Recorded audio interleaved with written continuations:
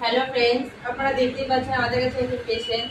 তো ওনার কোমর ব্যথা আমি এক্সারসাইজ দেখাচ্ছি, আপনারা ঘরে বসে করতে পারবেন। তো প্রথমে পাটা ব্যান্ড করো,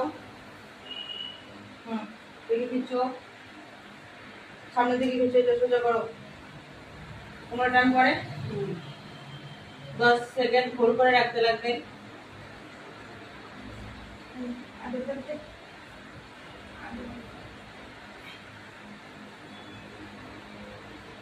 ছাড়ো, পরে আবার ওই পা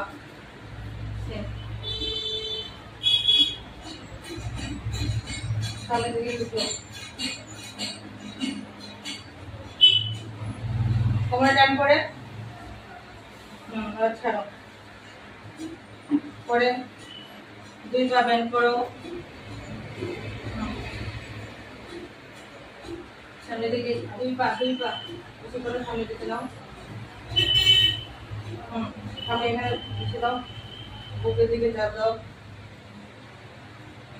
তো যাদের কোমরে ব্যথা আছে তারা ঘরে বসে এই দুটো এক্সারসাইজ করবেন, সকালে করবেন, সন্ধ্যায় করবেন, 10 বার করে করবেন, 10 সেকেন্ড হোল্ড করে রাখবেন, ব্যথা থেকে অনেকটা মুক্ত হয়ে যাবেন।